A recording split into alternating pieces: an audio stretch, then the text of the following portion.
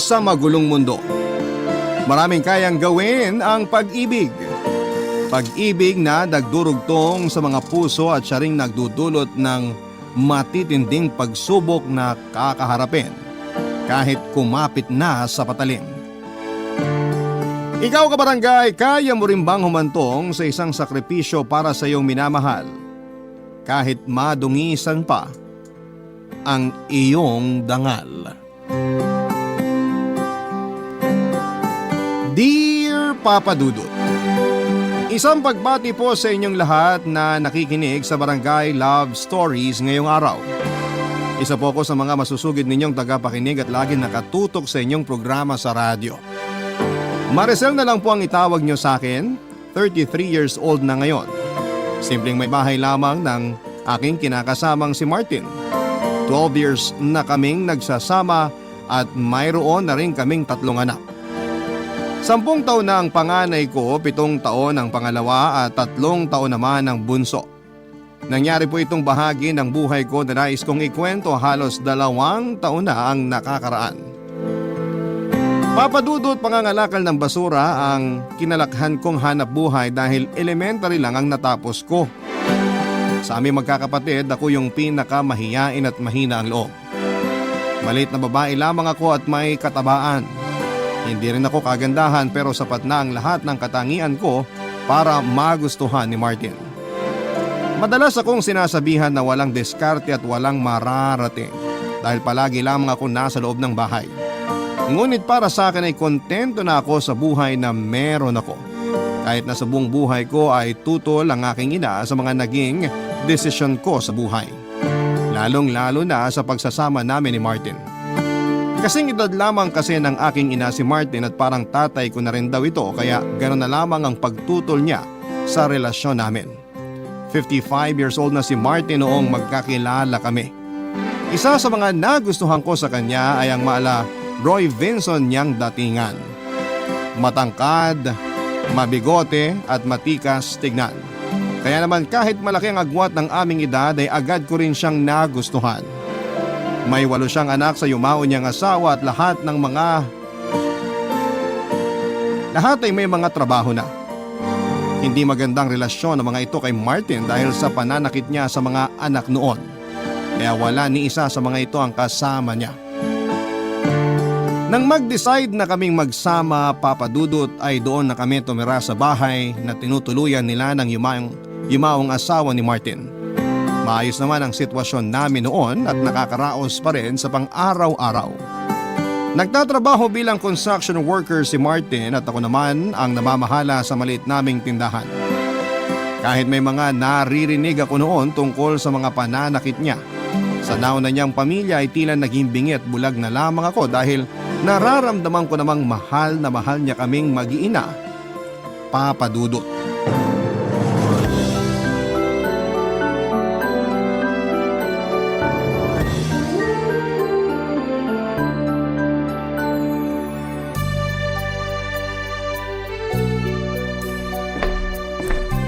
Mahal, matagal pa ba yung niluluto mo?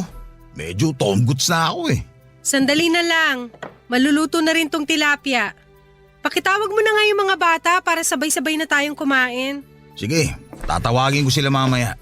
O heto na yung tilapia. Teka, gagawa ko ng sausawan.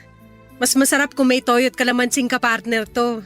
Naku, sana gumawa ka na kanina habang hinihintay mong maluto tong tilapia. Lalo tuloy ako nagutom nung hinain mo na to sa mesa. Ang sarap oh. Sige na, bibilisan na. Ikaw talaga, gutom ka lang eh. Hindi lang to sa gutom, mahal. Sadyang masarap ka lang talaga magluto. Kaya nga ako nahulog sa'yo, hindi ba? Sus, napaka-bolero mo talaga. Pritong isda lang naman yung ulam natin. Ano ka ba, mahal? Kahit anong putahe pa yan, sasarap talaga kapag dumaan sa mga kamay mo.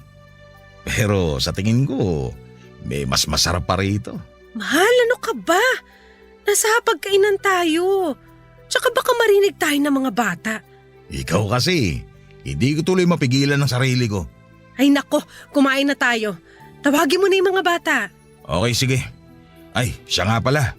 Magsisimula na raw yung gagawin naming eskwelahan sa bayan. Mukhang matagal-tagal bago matapos yun kaya mapapalaki pa natin tong tindahan. Huwag lang sanang maputakti ng utang. Maayos naman ang benta ng tindahan. Kahit papano may kinikita naman tayo sa araw-araw. Pandagdag puhunan din para sa mga susunod na pamimili ko.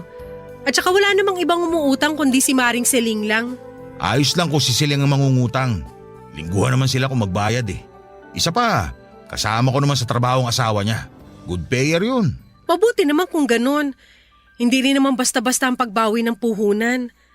Siya nga pala, inaalok din ako ng bagong lipad dyan sa paupahan sa may kanto. Tinatanong kung gusto ko raw mag-reseller ng dishwashing liquid at mga sabon. Ang kaso, kailangan din malaki-laking puhunan. Hindi pa naman sapat yung perang hawak ko kaya sabi ko sa kanya, sa susunod na lang kapag kumpleto na. Sabihan ko lang daw siya at siya mismo ang order online. Malaki raw kasi ang kikitain. Triple ng puhunan. Online? Nako, baka mamaya scammer yan. Hindi naman siguro. Pinapahanap pa nga ako ng ibang interesado maging reseller para mas marami raw kaming aasenso agad dito sa barangay natin. Ang bait niya, di ba? Ay nako, busisiin mo muna yan bago ako magbigay ng pera. Mahirap na. Marami na akong naririnig na scam sa ganyang klase ng negosyo. Sinasabi lang nilang malaki ang kikitain pero scam naman pala. Ayun, parang nilipad lang ng hangin ang perang pinaghirapan nila. Kahit isang balde pa ng luha ang iluha nila, malabo pa sa sabaw ng pusit na maibalik yung pera. Mabuti na lang pala't sinabi mo yan. Naku, nakakatakot din palang sumubok sa ganyang klase ng negosyo. At saka hindi pa naman nating lubusang kilala yung nag-aalok sa akin. Bago lang dito sa atin Kaya nga huwag ka basta-basta magtitiwala. Pagtutuunan ko na lang siguro ng pansin yung tindahan. Siya nga pala, mahal. Kumusta pala yung mga anak mong nasa Pangasinan? Ay, ewan ko ba sa mga batang yun? Mukhang ayaw talaga akong kausapin. Yung bunso ko lang ang malapit sa akin Oh, may inaasahan ka bang pupunta ngayon dito sa bahay? Wala naman. Ako na magbubukas. Sandali lang. Nay! Kayo pala. Tuloy ho. Napasadya ho kayo. Baka may sobra pa kayong bigas dyan. Bigyan mo muna ako kahit 2 taka lang. Ibabalik ko rin. Naubusan na kasi kami Bukas pa makakabili. Sige ho, Nay. Pasok po kayo dito sa loob. Sandali lang at ikukuha ko kayo. Baka gusto niyong kumain. Sakto, naghahapunan na kami. Ay naku, hindi na. Baka maging utang na loob ko pa dyan sa asawa mo. Nay Lucia, nandyan pala kayo. Kain Hoy Martin, tigil-tigilan mo nga ako dyan sa pagtawag mo ng Nay Lucia ha? Kinikilabutan ako. Huwag kang umasta na parang kaidaran mo lang ang anak ko. Amoy na amoy ko na yung pagiging luma mo. Si Nay Lucia talaga Alam na alam niyo yung amoy ng mga katulad nating luma Magkaedad lang tayo, hindi ba? Nangiinsulto ka ba? O ikaw Maricel, pagsabihan mo nga yung asawa mo ha? Hindi ko gusto ang tabas ng dila niyan. Sobra na kasi kayo. Sinusubukan ko naman kayong unawain at pakisamahan. Pero lagi nyo nalang pinamumukha sa akin ang edad ko at ang agwat namin ng anak nyo. O bakit? Hindi ba totoong parang tatay ka na ng anak ko? Nay, tama na ho. Ito na yung bigas nyo. Kahit wag nyo na hong ibalik yan. Ay nako, hindi. Utang ito Maricel. Kundi lang kami naubusan hindi na ako pupunta rito. Ay, makauwi na nga. Salamat dito sa bigas ha. Papalitan ko ito bukas. Wala akong magawa ng mga panahong yun tungkol sa hindi pagkakasundo ni nanay at ng kinakasama kong si Martin. Sa totoo lang kasi papadudot ay hindi lang ang nanay ko ang kontra sa relasyon namin. Kahit ang ilan sa mga kakilala ng pamilya namin ay nakikisawsaw at palagi na lamang kaming topic sa mga tsismisan. Sa mga unang taon ng pagsasama namin, papadudot ay masaya ako dahil nakikita ko ang pagiging responsable ni Martin. Bagay na hindi niya raw nagawa sa nauna niyang pamilya. Naniwala naman ako sa mga ipinapakita niya dahil ganon ko siya kamahal. Hanggang sa nakita ko ang unti-unti niyang pagbabago. Mula nang magtrabaho si Martin sa ginagawang eskwelahan ay madalas na siyang umuuwi ng lasing matapos nilang sumahod. Tuwing Sabado kasi ibinibigay ang sahod nila sa buong linggong pagtatrabaho. Pinagsasabihan ko naman siya pero nauuwi lang sa pagtatalo ang usapan namin, papadudot. May mga panahon na nasasaktan na rin ako ni Martin ng pisikal. Sampal, suntok, sa sikmura at minsan ay tinatadyakan na rin ako tuwing umiinit ang ulo niya. Ang pinakamasakit pa, Papa Dudut, tuwing nalalasing siya ay pinipilit niya ako na may mangyari sa aming dalawa kahit pagod na ako sa buong maghapon. Gusto ko na lamang sanang magpahinga. Pero dahil mahal ko si Martin ay ayaw ko rin na masira ang pamilyang nabuo namin. Tiniis ko na lamang ang lahat. Isa pa ay good provider naman siya. Iniisip ko na lamang noon na konting sakripisyo na lamang ang ginagawa ko para sa aming mga anak. Nang malaman ni nanay ang ginagawang pananakit ni Martin ay nakarinig ako ng mga masasakit na salita mula sa kanya. Tinanggap ko na lamang lahat ng masasakit na salitang sinabi niya sa akin. Ang tanging nakakaunawa lang noon sa sitwasyon ko ay ang aking ama na palagi akong kinukumusta. Minsan kapag nagigipit ay palihim ding nag-aabot ng pera si tatay. Isang buwan pa lamang sa trabaho si Martin nang magkaroon kami ng isang mabigat na problema, Papa Dudut.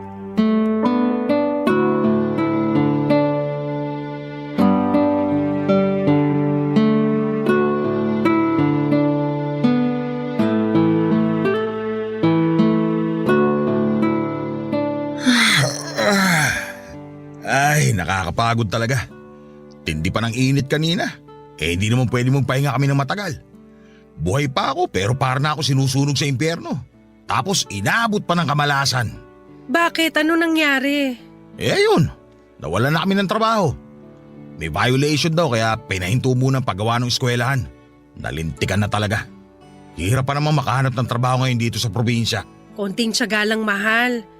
Hayaan mo at kapag lumaki-laki na rin yung bunso natin, maghahanap na ako ng trabaho para may katuwang ka na sa mga gastusin dito sa bahay. Ayan ka na naman. Pagtatalunan na naman ba natin yan? Pasensya ka na. Baka lang kasi nahihirapan ka na mag-isa na inaako lahat ng gastusin. Kaya ko naman magtrabaho kung pwede lang.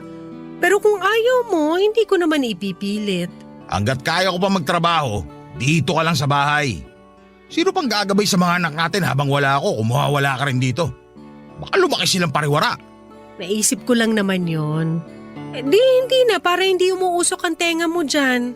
Paulit-ulit na lang kasi. Hindi na nga. Siya nga pala, di ba may inaalok na trabaho sa'yo si Paring Fernan? Hindi mo ba gusto yon? Mukhang malaki naman ang sahod.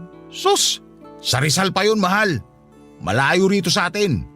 Mahirap naman kung mapapalayo ko sa inyo. Alam mo naman kapag nasa trabaho ko, hindi basta-basta nakakauwi. Baka hindi ko namamalayan na sa tagal ko na pala ron hindi ko na nasusubaybayan ang paglaki ng mga anak natin. Ano ka ba? Sa Rizal ka lang naman pupunta, hindi sa ibang bansa. Imposible naman na hindi ka makauwi kahit isang beses lang sa isang buwan. May day off ka naman. Ay nako, basta. Kung may mahanap ako ibang trabaho rito, mas yun pa rin ang papatusin ko. Ayoko talaga ron. Sige, ikaw ang bahala. Nabangkit ko lang naman. Siya nga pala, mahal. Ipinahilot ko si Bunso kanina. Nilalagnat na naman kasi. Na naman? Pero pinatawas ko na rin kanina. Malamang bukas mawawala na rin yung lagnat niya. Masyado ka naman nagpapaniwala sa mga tawas-tawas na yan. Dinala mo na ba sa center? Hindi pa nga eh. Akala ko kasi mawawala rin yung lagnat. Oh, mataas pa rin ba lagnat? Nawala naman kanina. Teka, titignan ko nga ulit. Sana kasi pinatignan mo muna sa center kanina. Paano kung hindi lang basta lagnat yan? May thermometer naman dyan. Tignan mo kung mataas ang lagnat ng maagapan. Eto na nga, chinecheck ko na. Naku, ganun pa rin pala. Hindi bumaba. Sa ospital mo na ipa-check up si Bunso bukas. Dali mo na lang yung perang sinahod ko nung huling linggong trabaho ko. Kikitain ko pa rin naman yon. Ang mahalaga, mapatignan sa doktor si Bunso. Sige. Pero paano yung iba pa nating gastusin? Magbabayad pa tayo ng kuryente at tubig. May babayaran pa sa school yung 2 anak mo. Bahala na. Gagawa ko na lang ng paraan. Mahal, may nakalimutan pa pala akong sabihin. Ano yun? May iba ka pang babayaran? Naku, hindi. Tungkol pa rin dun sa trabahong alok ni kumpare. Ano ba naman yan? Hindi ba napag-usapan na natin yan kanina? Ayoko nang paulit-ulit. Alam ko. Pero pwede bang pakinggan mo muna ako? Ay. Oh, Ano ba yung sasabihin mo? Kapag tinanggap mo raw yung trabaho, matatanggap mo raw agad yung kalahati ng sweldo mo.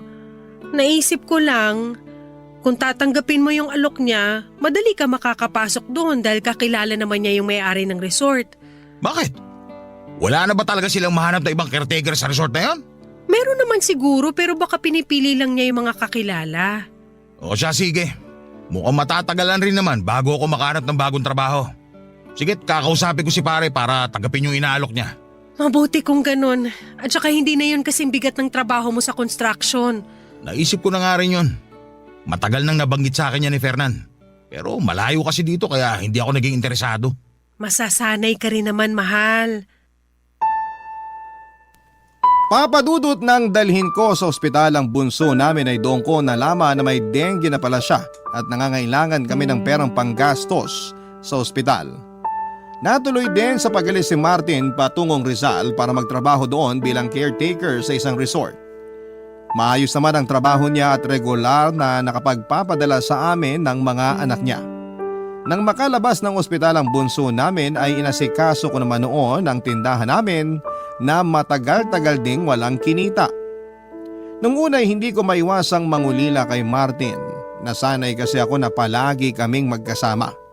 Kahit nasasaktan niya ako ay hindi naman mawawala o mababawasan ang pagmamahal ko para sa kanya. Halos gabi-gabing tumatawag si Martin para mangumusta sa amin. Kaya kahit papaano ay nababawasan din ang pangungulila ko sa kanya. Kahit malayo ay nararamdaman ko na mahal niya kaming mag-iina. Halos hindi na siya magtira para sa sarili niya tuwing nagpapadala siya ng pera dahil gusto raw niyang mabili lahat ng kailangan ng 3 naming mga anak. Hanggang sa magkaroon na naman kami ng isang malaking pagsubok na hindi ko akalaing magpapabago sa pagsasama namin ni Martin. Tumawag siya sa akin at sinabing umiihi na raw siya ng dugo. Dahil hindi na makapasok sa trabaho ay umuwi na lamang siya sa amin. At doon na rin kami nagkaroon ng pagkakataon na ipa-check up siya. Matapos nga ang ilang pagsusuri sa kanya ay nakitaan siya ng bato sa pantog na 3 cm na ang laki at ayon sa doktor ay nakakailangan ng agarang operasyon upang matanggal ito. Nang mga panahong yon ay hindi ko na alam kung saan pa kukuha ng perang gagastosin namin. Wala na kasing natira sa huling sinahod ni Martin dahil sa check-up pa lamang niya ay napagastos na kami. Kinakailangan din siyang ilipat ng ospital dahil hindi na kaya ng ospital sa amin ang isasagawang operasyon sa kanya. At dahil nga sa desperada na ako noon ay naglakas loob ako na humingi ng tulong sa mga anak sa una ni Martin. Inaasahan ko na ang magiging reaksyon nila dahil batid ko na hindi pa nila kayang patawarin ang kanilang ama. Kaya hindi na rin sumama ang loob ko sa pagtanggi nila na magbigay ng tulong. Mabuti na lamang at may 2 sa kanila ang patagong nagpaabot ng kaunting tulong para sa panggastos naming mag-iina. Labis ko naman po yung ipinagpasalamat. Hindi ko rin inaasahan na ang bunso ni Martin sa una niya ang magpepresentang magbabantay sa ospital. Alam niya raw kasi na walang maiiwan sa 3 kong mga anak. Sa pag-uwi ko papadudot ay hindi ko inaasahan ang paglapit ng kumpare namin na si Fernan upang mag-alok ng tulong matapos malaman ang nangyari kay Martin. 34 years old na nga pala si Fernan ng panahong yon at nagtataka ako kung bakit wala pa rin siyang nobya o asawa kahit nagwapo naman siya. Sa katunayan ay nahahawig siya sa aktor na si Rudy Fernandez, maging ang kanyang pananalita. Yung pormahan pa niya ay laging nakapolo kahit na nasa bahay lang. Nangutang ako sa kanya ng 10,000 pero ang sabi niya ay libre na lamang yon. Laking tuwa ko naman sa kabutihang yon ni kumpare. Sa pag-aakalang libre nga talaga yon. Pero nang malaman kong may kapalit pala ang tulong na ibinigay niya ay tila gumuho ang mundo ko. Hindi ko kasi akalain na ang hihinging kapalit ni Fernan ay isang gabi na magkasama kami. At alam ko rin ang maaaring mangyari sa loob ng isang gabing yun, papadudot. Ni minsan ay hindi sumagi sa isipan ko na magpapagamit ako sa iba para lamang sa pera.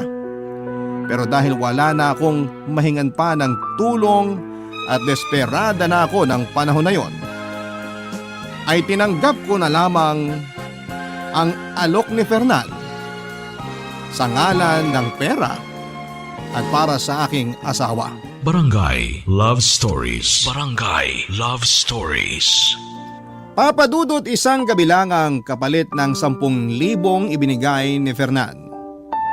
Diring-diri ako sa sarili ko matapos ang gabing yon. At sobra akong nanliit sa sarili ko dahil nagpagamit ako sa kanya sa ganong halaga lamang. Hindi ko magawang matulog ng mahimbing habang naiisip ang nakakadiring haplos niya sa katawan ko. Yun bang pakiramdam ko na kahit ilang ligo ang gawin ko ay hindi na mawawala ang dumi sa katawan ko na dulot ng isang pagkakasala kasama si Fernan. Buong akala ko ay doon na matatapos ang lahat, ngunit tumawag sa akin ang anak ni Martin para sabihin kulang pa raw ang perang una kong naipadala doon. Kinailangan namin kasing ilipat ng ospital si Martin. Sa pagkakataong yon ay sa Batangas na siya dinala, kaya naman sa ikalawang pagkakataon ay nagpagamit ako kay Fernan, kapalit ng parehong halaga. Sa hirap ng sitwasyon namin noon ay hindi ko na inisip ang magiging kahihiyan ko pagkatapos noon. Nang mag-offer pa si Fernan ng kung ano-anong makakatulong sa aming mag-ina ay hindi ko na lamang tinanggihan. Madalas siya sa aming bahay at doon na rin nagpapalipas ng gabi. Walang gabi na walang nangyayari sa amin, Papa Dudut. Tipong isang kalabit niya lamang ay alam ko na ang susunod na mangyayari. Doon ko rin natuklasan na hindi lamang likas na mahilig si Fernan kundi may lihim pala siyang pagtingin sa akin noon pa man. Dahil patuloy ako sa pagpapadala ng pera para sa gastusin sa ospital ay nagtaka na noon si nanay kung saan ako kumukuha ng pera. Alam naman niya na wala akong trabaho at matumal na rin ang benta ng maliit naming tindahan, lalo't halos hindi na ito nalalamnan. Mula kasi nang mawala ng trabaho si Martin ay hindi na ako muli pang nakapamili. Nahirapan na rin akong maningil kina Celine na malalaki na ang utang sa tindahan namin dahil nagkaroon din sila ng problema. Dahil madalas ding nakikita ni nanay na nagpupunta sa bahay si Fernan ay hindi na niya napigilang magduda. Nagpasya na siya noon na kausapin ako ng masinsinan, Papa Dudut.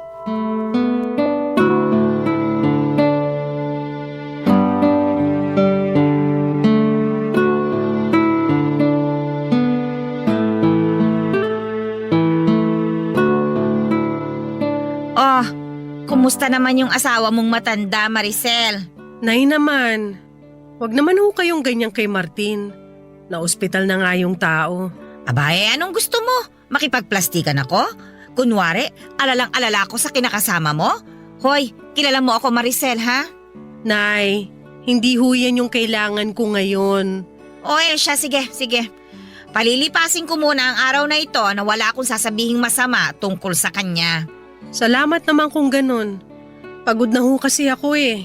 Wala na akong lakas para makipagtalo at paulit-ulit na ipagtanggol si Martin. Sino ba naman kasing may sabing ipagtanggol mo palagi ang lalaking yon? Nay, pakiusap. Tama na ho, pwede. Kung di lang ako naawa sa sitwasyon mo, titiisin ko talagang hindi pumunta rito sa inyo eh. Kumusta naman ba ang lagay niya? Ayun, pangatlong ospital na yung pinagdalhan sa kanya. Mukhang malala na ang lagay ah. Ano nga ulit yung sakit niya? UTI ba yon? Hindi ho, Nay. May bato siya sa apdo. Ang sabi raw ng doktor ay kailangan alisin yung bato na 3cm ang laki. Dudurugin na lang daw para mas madali. Buti mabait yung bunsong anak ni Martin. Kahit siraulo siya noon sa mga anak niya, no? Aba, kung isa ako sa mga anak niya, pababayaan ko na lang siyang manigas. Bibiruin mo, ni singkong duling walang naiambag yang Martin na yan sa pag-aaral ng mga anak niya. Tapos ngayon, nangangailangan siya ng tulong, doon siya lalapit sa kanila? Ayan na naman kayo, Nay. Kasasabi niyo lang, di ba? Ay, nako! Ilang taon na nga ba yung bunso niya? 21 ho. May trabaho nga rin yun pero nag-leave para mabantayan ang tatay niya. Yung ibang kapatid ayaw talaga magbigay dahil hindi na raw nila yung responsibilidad. Abay, natural! Hindi niyo sila masisisi. Buti nga't may naaasahan pa siya kahit papano eh. Pero teka sandali. Bago tayo magkalimutan. Sino ba yung inuutangan mo ng pera at mukhang tiwalang-tiwala sa'yo? Si paring Fernan ho. Kumpare namin, Nay. Ano? Si Fernan? Sa kunat ng taong yun pinautang ka? Teka. Ano ho? Dinaan na lang sa pakiusap? Ha? Dinaan sa pakiusap? Huwag mo nga akong pinaglololoko, Maricel, ha? Kilala kita. Alam ko kapag nagsisinungaling ka sa akin. Nay, pwede ba? Pagod na ho ako. Gusto ko na magpahinga. Sagutin mo muna ang tanong ko. Bakit ka pinauutang ni Fernan ng ganong kalaking halaga? Ha? Anong kapalit? Nay! Sumagot ka, Maricel. Huwag mong iwasan ang tanong ko sa'yo. Hindi lang ako ang nakakapansin. Yang sinasiling, pinaplastik ka lang ng mga yan. Pambihira. Ginagawa ka na nilang pulutan sa inuman sa dami ng sinasabi nila tungkol sa'yo. Hoy! Sumagot ka! Ayaw mo. Aray ko, Nay! Ha? Ayaw mo? Sasabihin ko na! Sasabihin ko na ho! Bitawan niyo ng buhok ko! Sige, magsalita ka. Ipaliwanag mo kung bakit palaging narito sa inyo ang Fernan na yan at umaga na umaalis. Inalok niya po ako ng pera. Nung una, 10,000. 10,000 para sa isang gabi na may mangyayari sa amin. Diyos ko! Binenta mo ang katawan mo sa lalaking yon? Bobo mo! Nay! Wala na ho akong magawa. Wala na ako maisip na ibang paraan. Gusto niya ako. Gusto niya ako kaya ginamit ko na lang yun para magkapera kami at may maipambayad sa ospital. Anak naman! Marami pang ibang pwedeng paraan na hindi mo nakakailanganing ibenta pa ang dangal mo bilang babae. Patawarin niyo ako, Nay. Hindi ko na talaga alam kung anong gagawin ko. Sa totoo lang, hindi ko alam. Hindi ko alam kung paano ko iintindihin yung ginawa mo. Di sana tinulungan niyo ako. Alam ko na may kaya rin kayong gawin para tulungan ako pero wala eh. Mag-isa lang ako na humaharap sa lahat. Huwag mo mag-ibalik sa akin ang sisi, Maricel. Pinili mo na bumukod na at sumama dyan sa Martin na yan. Kaya lahat na magiging problema ninyo ay magiging problema nyo lang. Yan ang usapan natin, hindi ba? Pero Nay... Kung alam mo lang kung gaano ako nasasaktan sa mga naririnig kong paninira tungkol sa'yo. Napuntik pa nga ako mapabarangay sa pagtatanggol ko sa'yo eh. Oh, tapos ano? Totoo naman pala ang lahat ng yun. Patawarin niyo ako, Nay. Hindi ka lang sa akin dapat humingi ng tawad, Maricel. Humingi ka ng tawad kay Martin. Yan ay kung patatawarin ka pa niya kapag nalaman niya ang tungkol dito. Nakahanda na ho ako. Gagawin ko ang lahat para mapatawad niya ako sa oras na malaman niya ang ginawa ko. Pwes, simulan mo ng magdasal. Papadudot labis na kahihiyan ang inabot ko nang makumpirma ang sinabi sa akin ni nanay tungkol sa kumakalat na usap-usapan. Maraming nagsasabi na hindi na raw ako naawa kay Martin na naghihirap sa ospital. Samantalang ako ay mas piniling mga bit na lamang. Dahil nga rin sa mga nangyari, muli kaming nagkasira ng aking ina. Hindi na siya pumunta sa bahay tulad ng madalas niyang ginagawa noon. Masakit para sa akin yon pero sabi naman ng tatay ko ay ako na lamang ang magpasensya kay nanay. Patuloy pa rin ang pagbisita sa bahay ni Fernan. Minsan ay nagdadala siya ng masasarap na pagkain para sa mga anak ko at madalas ay may kasama pang mga laruan. Tulad ng mga naunang pagbisita ni Fernan ay paulit-ulit pa rin na may nangyayari sa aming dalawa. Ang kapalit noon ay hindi niya pababayaang magutom kaming mag-iina. Inalok pa nga ako ni Fernan ng malaking puhunan para sa tindahan. Naging bulag at pipina lamang ako sa mga panghuhusga sa paligid ko, papadudot. Hindi ko naman kontrolado ang isip ng mga tao kaya wala na akong magagawa doon. Dinedma ko na lamang ang kumakalat na chismis dahil mas mahalaga sa akin ang buhay ng pamilya ko kesa sa sarili kong dignidad ng mga panahong yon.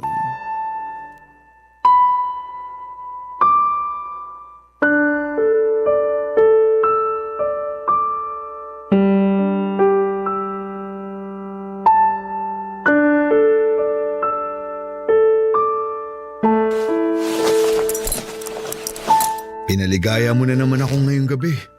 Ibang klase ka talaga, Mare. Ang galing mo. Napakaswerte sa'yo ni paring Martin.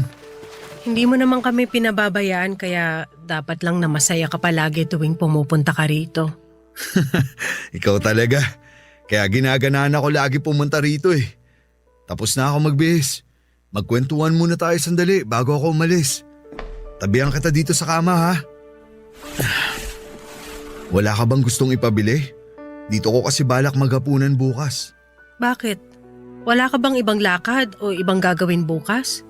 Wala. Yung iba pinakancel ko na para mas mapadalas pa ako rito. Ganun ba? Ikaw ang bahala kung dito mo talaga gusto maghapunan. Yan ang gusto ko sa'yo. Mabilis kang kausap. Hindi mo na ako pinahihirapan pa. Baka naman pwedeng isa pang kiss dyan. Anong kiss? Kota ka na nga kanina eh. Di ka pa ba nagsasawa? Halos makabisado mo na nga ang bawat sulok ng katawan ko. Ako naman to. Sige na, huwag ka nang pakipot. Huwag mong sabihin naiilang ka pa rin sa akin. Hindi no. Teka, kailangan ko na rin palang magbihis. Baka magising na yung bunso ko. Hindi ko pa yun natitimplahan ng gatas eh. Sandali lang. Usap muna tayo. Pero yung anak ko, Fernan. Sandali na lang naman to. Uuwi na ako mamaya. Pagbigyan mo na ako na sulitin ang natitirang oras ko rito. Ano ba kasing gusto mong pag-usapan? Halos lahat naman na pag-usapan na natin. Yung puhunan mo sa tindahan. Di ba't sinabi ko na rin sa'yo na hindi mo kailangan magbigay ng puhunan? Sobra-sobra nang naitulong mo sa aming mag-iina. Pero ako naman ang may gusto nun.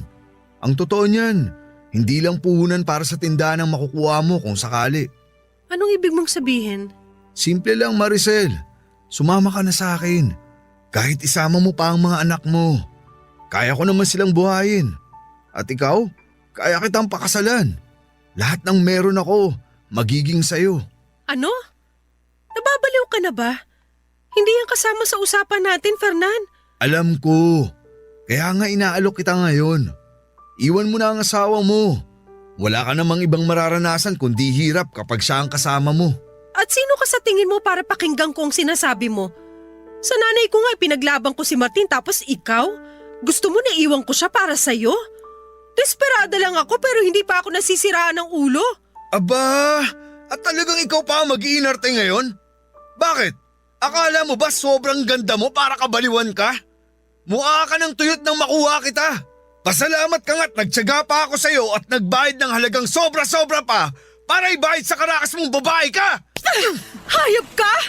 Ang kapal na mukha mo! Serbisyo ko lang ang binayaran mo at hindi yung buong pagkatao ko! Kaya wala kang karapatan na sabihan ako ng ganyan! Hoy Maricel, pwede ba huwag kang pa-virgin dyan? Matanda nga, pinatos mo. Tapos ako na higit na mas bata at kayang-kayang ibigay ang luho mo. Hindi mo pagbibigyan. Alam mo kung bakit? Dahil walang matinong babae ang magtsatsaga sa'yo. Maaaring papatulang ka lang dahil sa pera mo pero walang magkakagusto sa taong katulad mo, Fernan! Manahimik ka! Dami mong sinasabi! Pagkatapos mong pakinabangan ng pera ko, gaganyanin mo ako! Pwes, hindi ka magiging kawalan sa akin! Dahil kaya ko magbayad ng babaeng higit pa sa'yo! Kung gano'n, ano bang ginagawa mo rito? Umalis ka na! Ako pa ngayon ang ipinagtatabuyan mo? Samantalang sa amin ni Martin, mas may silbi ako. Mas kaya kitang buhayin kaysa sa kanya. Ewan ko nga't bakit ang hina niyang kukote mo eh. Huwag mong ikukumpara sa'yo si Martin. Dahil siya, hindi na kailangan ng pera para magustuhan siya at mahalin. Hindi tulad mo. Kung wala kang pera, tatanda ka na lang na mag-isa dahil walang matinong babae na magmamahal sa'yo. Sumusobra ka ng hayop ka ha? Walang niya ka talaga! Umalis ka na! Hayop! Talagang aalis ako, pero hindi ka pabayad sa lahat. Babalik ako rito para maningil at wala ka nang magagawa. Sabi na umalis ka na! Umalis ka na habang nakakapagtimpi pa ako sa'yo! Babalik ako! Tandaan mo Maricel, sa laki na lang naibigay ko sa'yo, pagmamay-ari ko na ang katawan mo! Papadudot labis kong pinagsisihan ang ginawa kong pagpapakababa ng pagkatao kay Fernan ng dahil sa pera. Marahil kung may mas mabilis lang na paraan noon para makakuha ako ng perang para sa pampaospital ng asawa ko, ay ginawa ko na, Papa Dudut. Batid ko na maraming mga kabarangay ang maiinis sa akin dahil sa mga sinasabi kong ito. Pero kahit ako ay hindi lamang inis kundi galit ang nararamdaman ko sa sarili ko ng panahong yon. Sinubukan ko makipag-ayos sa aking ina at humingi ng payo sa kanya kung ano ang dapat kong gawin kahit na alam kong imposible nang matakasan ang nagawa kong pagkakasala. Hanggang sa panahong yon ay umiiral kasi ang pagiging mahina ng loob ko.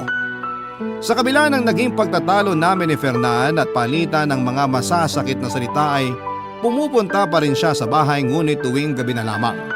Katwiran niya ay kasama pa rin yon sa mga naibigay niyang pera.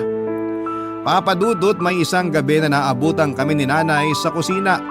Sakto pa noon na may ginagawa si Fernan sa akin. Galit na galit si nanay at agad na pinalaya si Fernan. Binantaan niya ito para tuluyan na akong tigilan. Sinabi naman ni Fernan na babawiin niya ang perang ibinigay niya sa akin pero silang dalawa na ni nanay ang nag-usap tungkol doon. Lumipas nga, Papa Dudut, ang mga araw at hindi na nagpakita sa akin si Fernan. Tila nabunuta naman ako ng tinik dahil ni sa panaginip, Papa Dudut, ay hindi ko gugustuhin pang makita siya. Barangay Love Stories. Barangay Love Stories. Mahigit isang buwan ding nagpapagamot si Martin, Papa Dudut, bago siya nakauwi sa amin upang doon na lamang lubusang magpagaling. Masaya ako sa pagbabalik niya pero hindi mawala sa akin ang takot.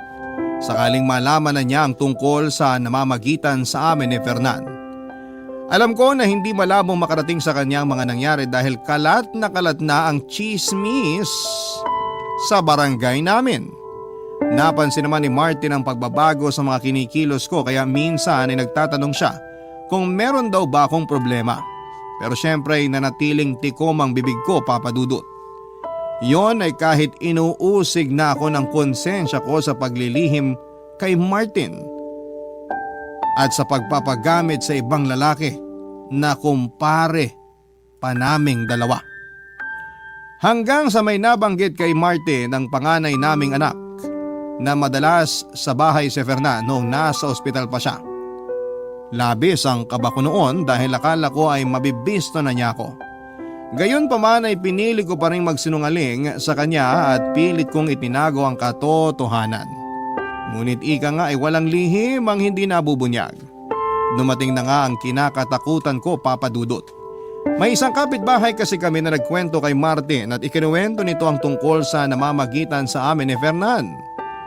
Pag uwi niya ng bahay ay galit na galit niya akong pinapaamin.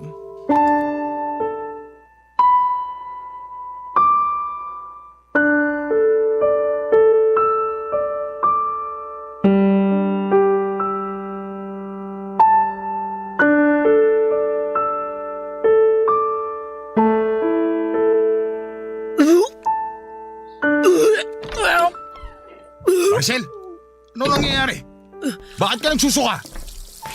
Hindi ko alam. May nakain niya hata ako. May nakain? O baka naman ikaw nagpakain? Ano bang pinagsasasabi mo dyan, Martin? Masama ang pakiramdam ko. Nahihilo ako tsaka… Nahihilot, nagsusuka? Eh baka naman buntis ka. Ano? Nagbunga na ba? Martin… Bakit? Akala mo ba hindi ko malalaman? May nakapagsabi sa akin, Maricel. Mas naniniwala ka pa ba sa kanila kaysa sa akin? Malay mo ba kung sinisiraan lang nila ako? Ano ba naman, Maricel? Hindi ka pa rin ba aamin? Kalat na dito sa atin ang ginagawa niyong kababoy ni Fernan habang nandun ako sa ospital. Hindi totoo yan. Sinisiraan lang nila ako. Yung pagpunta rito ni Fernan, walang ibig sabihin yun. Nagmamalasakit lang yung tao. Tapos yung mga kapitbahay naman natin masyadong malisyoso at malisyosa. Halos araw-araw nandito si Fernan tapos nagmamalasakit lang. Ayop na malasakit yan. Inaabot hanggang kinabukasan? Ano, Maricel? Masarap ba magmalasakit si Fernan? Damang-dama mo ba? Kita mo na? Hindi ka mapagsalita ngayon. Totoo, di ba? Hindi ko yung ginusto, Martin. Sa tingin mo ba masaya ako habang ginagawa niya mga bagay na ikaw lang ang binigyan ko ng pahintulot na gumawa sa akin? Tiring-tiri ako sa sarili ko at nanliliit ako dahil hindi ko akalaing papatusin ko ang alok niya. Pero pinatos mo pa rin. Nagpagamit ka pa rin sa kanya. Mga baboy kayo! Ang sakit mo naman magsalita. Sige, mali nga yung ginawa ko, pero ginawa ko lang yan para sa'yo at sa mga anak natin. Sa tingin mo may mauutangan ako ng ganong kalaki? Wala magtitiwala sa akin dahil mukha ako mas mahirap pa sa daga. Wala na tayong kapera-pera at wala na rin tayong ibang aasahan. Anong gusto mong tubukan ngayon? Na dapat pa ako magpasalamat? Dahil nagpakalipin ka sa kama kasama ang Fernan na yon? Wala nga akong nakitang pagsisisi sa'yo nung unang dating ko rito eh. Kung talagang nagsisisi ka, sana sinabi mo na lang kagad ang totoo. At hindi mo na ako pinabukang taha. Nakakagago eh! Martin! Tama na! Tumigil ka na! Huwag mong sipain yung upuan! Kasalanan mo lahat to! Kung hindi ka lumandi kay Fernan, hindi ito mangyayari! Sinabi ko naman sa'yo, di ba? Hindi ko ginusto yon. At wala rin kaming relasyon ni Fernan. Ah, ganon! Wala nga ba talaga? Kilala ko ang lalaking yun, Maricel. Umamin ka nga. Ilang beses na may nangyari sa inyo ni Fernan? 5? O baka higit pa? Hindi ka na nahiya sa mga anak natin? Ang babata pa nila, pero nakikita nila dito na kinakalantari ka na ibang lalaki. Hindi ko hinayaan makita ng mga bata yon. At ano? Dapat ko ba ikatuwa na hindi mo naman pala pinapakita sa kanila ang kababuyan nyo? Hindi yun ang ibig kong sabihin. Pero wala eh. Kahit naman yata anong sabihin ko, baliwala rin sa'yo. Unawain mo rin naman ako. Masisisi mo ba ako, Maricel? Ni hindi ko nga kayang isipin na may nangyayari sa inyo ni Fernan sa bawat gabi na nangungulila ako sa inyo mag-iina. Sige nga. Kung hindi ko ginawa yon, sino bang tutulong sa atin? Lahat ang nilapitan ko. Halos magmakaawa na rin ako sa mga kapatid mo pero wala ni isa sa kanila nagpaabot ng tulong. Sobrang hirap, Martin! Huwag mo nang ipilit na tama ang ginawa mo. Malandi ka! Isipin mo na ang gusto mong isipin, pero mas gugustuhin ko pa magpagamit sa iba kaysa mamatay sa gutom ang mga anak natin. Pambihira ka naman, Maricel. Alam ko na ginawa mo lang yun para sa akin. Pero mas gugustuhin ko pa maghirap kaysa gawin ka kasangkapan ng ibang tao para sa makamundong pagnanasa. Yun ang hindi ko matatanggap. Maniwala ka, Martin! Hindi ko ginusto yun! Naging desperado lang talaga ako dahil agarang operasyon ang kailangan mo nun! Ganon kita kamahal! Pinagaling nga ako ng perang galing kay Fernan. Pero alam mo, itong puso ko naman ang binigyan mo ng sakit. Umalis ka na rito. Ayoko na makita ang pagmumukha mo. Huwag, Martin! Huwag mo naman gawin sa akin to. Yung mga anak natin, paano sila? Kailangan nila ako. Pakiusap, huwag mo naman paabutin sa ganito. Buo na ang desisyon ko, Maricel. Lumayas ka sa pamamahay ko! Isasama ko ang mga bata! Wala kang isasama ni isa sa kanila! Napapaliw ka na ba? Kailangan ako ng bunso natin. Kung paalisin mo ako rito, isasama ko siya. Hindi ko hayaang mapabayaan ang bunso natin ang dahil siya sa galit mo. Labas! Lumayas ka at huwag na huwag kang babalik pa rito! Oy, teka, ano ba nangyayari dito? Bakit hindi mo tanongin yung malandi mong anak? Ha! Teka! Siguradong alam mo na ang tungkol doon. Baka nga ikaw pa mismo nagtulak sa anak mo na landiin si Fernan dahil alam ko hindi mo ako gusto para sa kanya! Tatanga-tanga ka pala eh. Anong akala mo sa akin, bugaw? Hoy Martin ha, baka nakakalimutan mo. Kung hindi dahil sa anak ko, baka pinaglalamayan ka na ngayon. At talagang kinukonsiti mo pa tong anak mo na tumiyaya sa iba? Yan na pala ngayon ang pamantayan ng pagiging ulirang ina? Tama na! Pakiusap! Tama na! Pagsabihan mo yung ina mong mahilig makisawsaw. Bungangera lang pero wala namang ibubuga. Kala mo kung sino mabuting ina. Huwag mong questionin ang pagiging ina ko. Wisit ka! Umalis na kayo! Magsama kayo mag-ina! Mga salot! Nay! Huwag niyo na ako patulan! Sige na! Umalis na lang tayo rito. Pinagtitingin na tayo ng mga tao. Papadudo tila pinagsakluban ako ng langit at lupa nang palayasin ako ni Martin. Naisama ko naman noon ang bunso naming anak. Dahil naisip din ni Martin na hindi niya kakayanin ang pag-aalaga sa bunso namin. Lalo't nagpapagaling pa siya. Ang dalawang anak namin ay naiwan sa kanya. Pansamantala akong nakituloy sa mga magulang ko habang naghahanap ng mapapasukang trabaho. Dahil napatawad na ako ni nanay at likas namang maunawain si tatay, ay walang naging problema ang pagtuloy ko sa kanila. Si nanay na rin ang tumulong noon sa akin sa paghahanap ng trabaho sa bayan dahil may mga kakilala naman siyang naghahanap ng tindera sa palengke. Tungkol naman kay Fernan ay wala na akong naging balita pa sa kanya at hindi ko na rin gugustuhin pang malaman ang kahit na ano tungkol sa lalaking yon. Pero nakarating pa rin sa akin ang bali-balitang lumipat na raw ito ng tirahan. Makalipas ang ilang linggo, Papa Dudut, ay dumating ang isa na namang pagsubok sa akin. Ilang araw na rin kasi ako noon na nakikitaan ng mga sintomas ng pagbubuntis. Tutol man ako sa ideyang iyon dahil alam ko kung sino ang posibleng ama ng dinadala ko. Sakaling buntis nga talaga ako ay minabuti ko pa rin magpatingin sa doktor. Hanggang sa nakumpirma ko nga ang aking pagbubuntis. Pero dahil sa stress at pagod sa pagtatrabaho ay nakunan ako. Nakarating sa bunsong anak ni Martin sa unang asawa ang mga nangyari. At hindi ko lubos akalain na eto pa mismo ang kukumbinsi kay Martin na makipagbalikan sa akin. Ipinaunawa nito kay Martin na naging sitwasyon ko noon at lahat ng hirap na dinanas ko bago magkaroon ng perang maipapadala para sa pampahospital niya. Kaya naman nagulat na lamang ako nang may biglang dumating sa bahay ng mga magulang ko.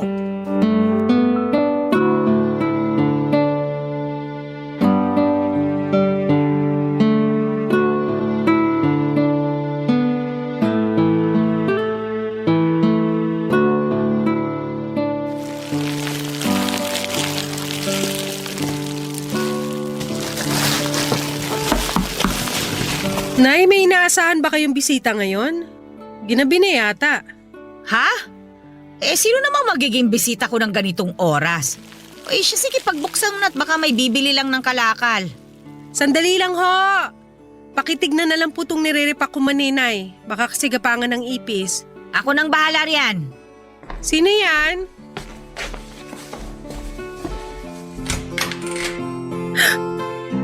Martin?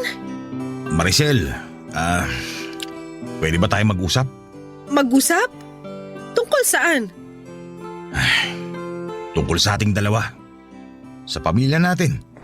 Kung okay lang sana. Sino bang nariyan, Maricel? Magandang gabi ho, Nay Lucia. Ay anak ng teteng, oo. Anong ginagawa ng walang hiyang yan dito? Paalisin mo yan, Maricel, ha? Naaalibadbaran ako sa pagbumuka niyan. Mas gugustuhin ko pang aswang ang dumalaw ngayong gabi kaysa sa matandang yan. Grabe naman ho kayo. Gusto ko lang makausap si Maricel para humingi ng tawad sa kanya. Aba bakit? Sigurado ka bang patatawarin ka ng anak ko? Nako ha, Maricel, sinasabi ko na sa'yo. Tigilan mo ang kagagahan mo. Huwag mong kalilimutan ang mas masakit na salitang binitiwan yan sa'yo. Lahat ng pangiinsulto. Kaya nga ho nandito ako. Pinagsisisihan ko na lahat ng mga nasabi ko. Maricel, sige na ho. Mag-usap tayo. Isa pa hinahanap ka na rin ng mga anak natin. Namimiss na nila ang nanay nila. At talagang ginamit mo ba ang mga bata, ano? Nay, tama na ho. Hayaan niyo na muna ako makipag-usap sa kanya. Malaki rin na naging kasalanan ko, di ba? Kaya sige na ho. Ibigay niyo na to sa akin. Ay, o siya sige. Kung diyan ka magiging masaya. Sana lang hindi mo pagsisihan kung ano man ang magiging desisyon mo. Salamat ho, Nay Lucia. Nailabas lang ho kami. Bahala kayo. Sa labas na lang tayo mag-usap. Natutulog na kasi si Bunso sa sala. Sige, wala namang problema sa akin kahit saan. Salamat kasi naintindihan mo na rin lahat ng ginawa ko. Hindi ko naman talaga gagawin yon kundi lang tayo kapos sa pera. Hindi mo na kailangan pang ulitin ang paghingi mo ng tawad sa akin, Maricel. Sapat na yung mga sinabi mo nung huli tayo nag-usap. Ibig bang sabihin? Oo, Maricel. Napatawad na kita. At kung pupwede sana, bumalik ka na ulit sa bahay. Pwede pa ba? Oo naman. Sino ba naman ako para tumanggi? Walang gabi na hindi ko ipinagdarasal na mapatawad mo na ako at bumalik na sa dati ang samahan nating dalawa. Yung magiging buo ulit ang pamilya natin. Hindi mo na kailangan ipagdasal yun ngayon. Nandito na ako. Oh. Kukunin na kita, taalagaan ulit gaya ng dati. Talaga? Hindi ka na ba talaga galit sa akin? Hindi ka nandidiri? Tungkol dyan, pasensya ka na sa lahat ng nasabi ko. Alam kong nasaktan kita ng sobra kaya pinagsisisihan ko yun. Tinatanggap ko naman ang paghingi mo ng tawad. Mahal na mahal kita, Maricel. Mahal na mahal din kita, Martin. Salamat sa pagtanggap mo ulit sa akin. Pangako, hinding-hindi na yun mauulit. Ikaw at ikaw na lang ang magiging lalaki sa buhay ko. Siya nga pala, may trabaho na ako ulit at nakapag-ipon-ipon din ng konti. Sisipagan ko pa para lumaking iniipon kong pera para sa kasal nating dalawa. Talaga? Naku, ikaw talaga. Masyado mo naman agad akong pinasasaya. Yun ay dahil karapat-dapat ka lang na pakasalan. Kaya, paano ba yan? Wala nang ibang pwedeng umangkin sa'yo. Ako lang. Tagumpay akong nakabalik sa bahay ni Martin kasama ang bunso naming anak. Napakasaya ng mga anak namin nang muling mabuo ang pamilya namin. Maging ako ay walang pagsidla ng saya dahil sa muling pagtanggap sa akin ni Martin. Ipinakita niya rin ang pagbabago niya sa ikalawang pagkakataon na nagkasama kami sa iisang bubong. Hindi na siya yung dating Martin na mapanakit at lasenggo. Nang magkaroon ng magandang trabaho na inalok sa kanya sa ibang lugar ay tinanggap na niya nang walang pag-aalinlangan. Pumayag naman ang mga anak niya sa unang asawa na ibenta na lamang ang bahay na dati naming tinitirhan bilang tulong na rin sa amin. Si Fernan naman, ang huling balita ko ay nagkaroon daw ng AIDS dahil sa iba't ibang babae na nakakasiping nito. May usap-usapan pa na nagtago na raw ito dahil sa kahihiyan. Sa ngayon, Papa Dudut, ay nakapagpagawa na kami ng bagong bahay at nakapagsimula na rin ng isang maliit na negosyo. Ikinasal na rin kami ni Martin at nadagdagan pa ng isang anak na babae. Palagi rin kaming nakasubaybay sa inyong programa na naging libangan na naming mag-iina, lalong-lalo na naming mag-asawa. Maraming salamat po sa pagbabahagi ninyo sa aking kwento at ganoon din po sa lahat ng mga kabarangay na nakikinig ngayon. Taos-pusong pasasalamat din po sa Barangay LS sa pagbibigay ng pagkakataon sa amin na maitampok ang aming kwento sa Barangay Love Stories. God bless po, Papa Dudut. Ang inyong forever kapuso at kabarangay, Maricel. Nagustuhan ng iyong napakinggan? Ituloy yan via live stream sa www.gmanetwork.com/radio. Barangay LS 97.1 Forever!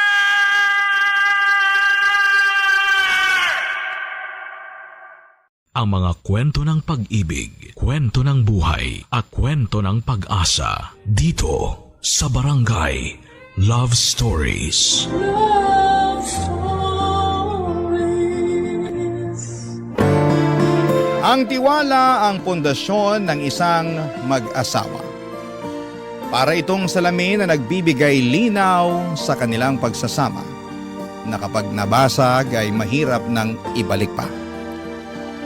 Ikaw, kabarangay, paano mo ibabalik sa dati ang isang tiwalang minsan nang nabasag? Dear Papa Dudut, ang pag-aasawa ay isang panghabang buhay na panata.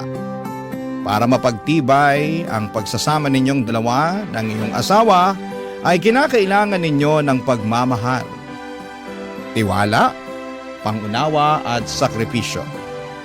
Ito ang mga bagay na sinumpaan namin ang babaeng aking nakaisang dibdib na pareho naming pinanghawakan, lalo na noong nakabuo na kami ng sarili naming pamilya. Bago ko po makalimutan, ako nga po pala si Gabriel, 35 years old mula sa Tugigaraw.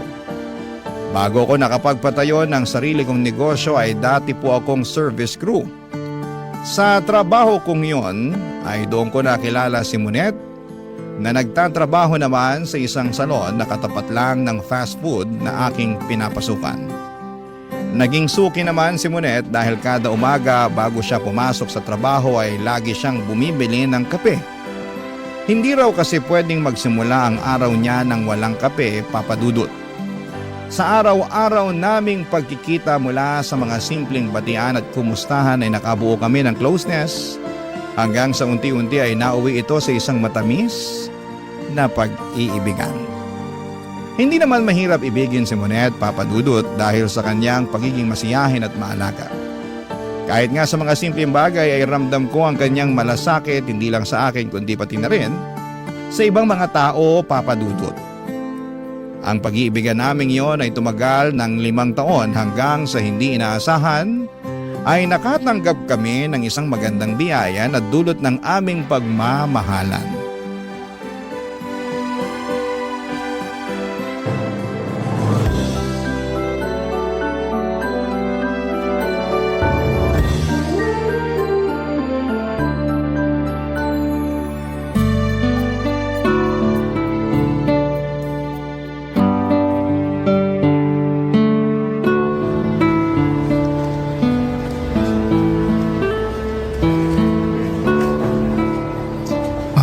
Atsara? Oo, yun nga. Pipinan na inatsara. Yun yung gusto ko ngayon. Ang lala mo namang mag-crave. Bakit? Naglilihi ka ba? Daig mo pa buntis ah. Paano kung buntis nga ako? Sus, paano ka naman mabubuntis? Teka ha. Monet, buntis ka ba? Uy, Monet, wag ka namang magbiro ng ganyan. Kapag buntis ba ako, anong gagawin mo? Katulad ka rin ba ng ibang lalaki dyan na duwag? Yung sweet sa una pero kapag nakadisgrasya, tinatakbuhan na yung responsibilidad nila? Siyempre hindi. Hindi ako ganun. Kahit mabuntis ka pa, hindi kita tatalikuran. Hindi kita iiwan kahit ano pang mangyari. Mabuti naman. Dapat lang. Pero hindi ka naman buntis, di ba? Buntis ako, Gabriel. Ha? Monet, hindi nga. Totoo ba? Buntis ka nga. Oo nga. Paulit-ulit.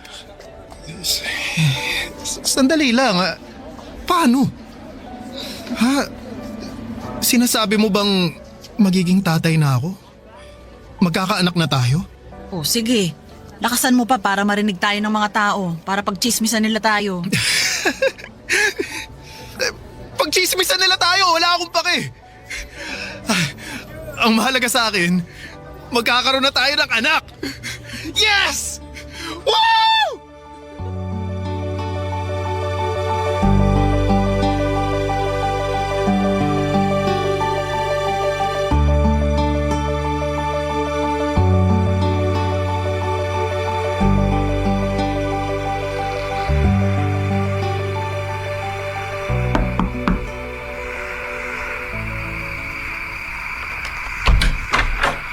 Gabriel! Magandang gabi, Monet. Talagang nagbihis ka talaga para sa gabing to, ha? Siyempre naman. Nagdala rin ako ng makakain, oh. Heto, pansit. Salamat. Teka, mag-isa ka lang? Wala ka bang kasama? Busy yung kapatid ko sa trabaho, eh. Hindi niya ako masasamahan ngayon. Tapos si tatay, alam mo namang hindi makakapunta yun kasi bedridden na. Pwede ba yun? Mamamanhikan ka ng mag-isa ka lang? Wala naman sigurong masama, di ba? Ang mahalaga, nandito ako para ipakita sa mama mo kung gaano ako kaseryoso sa'yo. Naku, ewan ko sa'yo. Halika na, pumasok ka na. Kanina ka pa inaantay ni mama. Sige. Ma, nandito na po si Gabriel. Magandang gabi po, Tita Imelda. Magandang gabi rin. Mag-isa ka lang? Opo nasa trabaho po yung kapatid ko. Gustuhin man niya, hindi na po niya ako masasamahan ngayon. Ganun ba? Siya sige, maupo ka muna. Salamat po. Maiwan ko na po muna kayo ha. Ihahanda ko lang yung dalang pagkain ni Gabriel. Nasabi sa akin ni Monet kung bakit ka na pa rito. Sigurado ka na ba talaga riyan sa desisyon yung dalawa? Opo, pakakasalan ko po ang anak nyo. Kung yun ay pahihintulutan niyo po ako. Sa totoo lang, nung una, hindi ako pabor sa pinaplano niyong dalawa. Wala kayong ipon at kung tutuusin, hindi pa kayo tuluyang nakatatayo sa mga sarili niyong mga paa. Pero ano pa nga bang magagawa ko? Buntis na si Monet at wala nang ibang direksyon na dapat patunguhan yung pagsasama niyo kundi sa simbahan na. Kung ganun, pumapahayag po kayo na ikasal na kaming dalawa? Katulad nga ng sinabi ko, wala naman akong magagawa. Buntis na si Monet. Pero sa isang kondisyon, Gabriel. Sige po, ano po yun? Wag na wag mong lolokohin ang anak ko. Alagaan at mahalin mo siya, katulad ng ginagawa namin sa kanya. Pangako po, ano man ang mangyari, hindi ko po siya iiwan. Hindi ko siya lolokohin, kundi paglilingkuran ko siya hanggang sa tumanda kami. At dahil nga sa pagkakaroon namin ng sariling pamilya ay napagtanto ni Monet na hindi sapat ang pagiging service crew at hairstylist niya para maibigay namin ang lahat ng pangangailangan ng anak namin. Kaya naman ang ginawa nito ay naghanap siya ng ibang trabaho. Noong tumungtong sa 2 taon, ang anak namin ay naisipan niyang mag-apply sa BPO at mapalad naman siyang nakapasok bilang customer service representative. Papadudot, aminado ako na malaki ang naitulong ng bagong trabaho ni Monet sa buhay namin. Hindi man maganda sa pakiramdam na mas malaki ang kinikita ng asawa ko kumpara sa akin ay malaki pa rin ang pasasalamat ko na dahil sa kanya ay natutustusan namin ang lahat ng pangangailangan ng anak namin. Ang hindi lang magandang aspeto sa trabaho niyang yon ay nagkahiwalay kaming dalawa dahil nasa Maynila ang trabaho nito. Noong nakapag-ipon ay binigyan ako ni Monet ng puhunan para maipatayo ko na ang negosyo na matagal ko nang inaasam. Isang pansiteria. Mula sa pagiging fast food crew ay unti-unti kong natutunan ang mga patakaran sa pagpapatakbo ng negosyo. Mula sa pakikitungo sa mga supplier, pagbuo ng menu, hanggang sa pag-aasikaso ng mga customers. Magkalayo man kami ni Monet ay kinakailangan naming tiisin ang pagkamis namin sa isa't isa para sa kinabukasan ng anak namin, Papa Dudut. Noon ay mas sinubok ang tatag naming mag-asawa pagsapit ng taong 2020.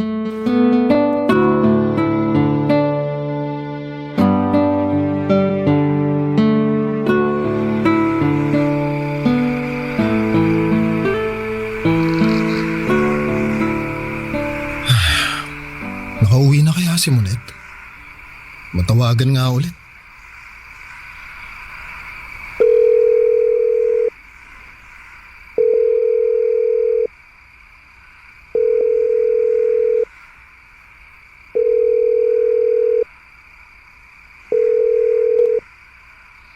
Hello? Gabriel? O Monet, mabuti naman sumagot ka na. Kanina pa kita tinatawagan eh. Pasensya ka na ha. Hindi kita masagot kanina. Nasa jeep kasi ako eh. Okay lang. Ano, nakauwi ka na ba sa apartment nyo? Oo. Kararating ko lang. Alam mo ba na nagkakaubusan na ng alkohol at gamot dito sa lugar namin? Hala? Bakit? Dahil nga dun sa virus daw na kumakalat. Yung coronavirus ba? Oo, nakakatakot nga yun eh. Ang sabi, nakapasok na raw yung sakit dito sa Pinas. Oo, kaya nga nag-uunahan na yung mga tao dito na makabili ng alkohol eh. Inabot nga ako kanina ng 2 oras sa grocery para lang dun sa 2 alkohol lang. So far, wala namang ganyan dito sa Maynila. Syempre, maraming bilihan dyan sa inyo. Dito, ilan lang yung mall at saka grocery dito. Baka naman masyado lang kayong OA dyan. Ang sabi naman sa balita, huwag mag-alala eh. Paano hindi mag-aalala yung mga tao bali-balita na magkakaroon daw nung lockdown? Talaga? Wala namang ganyang balita dito ah. Naku, anong wala? Eh dyan nga ata sa Maynila unang nag-announce na magkakaroon ng quarantine. Ala, totoo ba? Eh, hindi na kasi ako masyadong nakakanood ng balita. Nakakatakot naman. Gano'n na ba talaga kaseryoso? Oo, kalat na kalat yan sa social media. Naku, Munit, umuwi ka na lang kaya muna dito sa probinsya. Gabriel, hindi ko pwedeng iwan yung trabaho ko rito. Mas mahalaga pa ba yan kaysa sa kalusugan mo? Paano kung mahawa ka ng virus dyan? Masyado ka namang nagpapadala sa mga balita. Siguraduhin mo munang totoo yung sinasabi nilang quarantine. Baka mamaya fake news lang pala yan. Alam mo naman ngayon sa social media, nagkalat na ang fake news. Ay, basta mag-iingat ka dyan ha. Magdala ka rin ng alkohol mo at kung maaari, huwag ka munang makihalubilo sa maraming tao. Oo, huwag kang mag-alala. Lagi akong may dalang sanitizer. At saka, Munet, kapag nag-announce sila ng quarantine, umuwi ka na agad dito ha. Oo na. Eh, sige na, maliligo muna ako. Malagkit ko na eh. Tawag na lang ulit ako mamaya ha. Oh, sige. Bye-bye. Bye.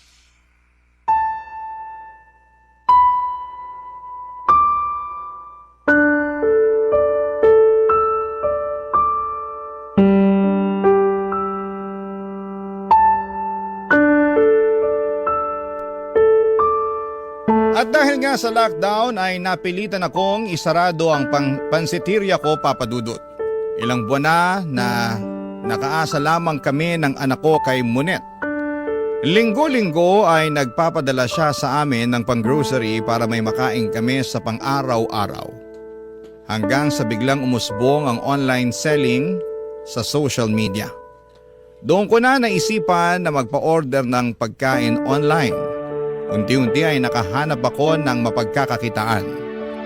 Nakakatakot mang lumabas noong mga panahong yon ay kinailangan kong makipagsapalaran sa labas para lamang ma-deliver ang mga pa-order kong pansit.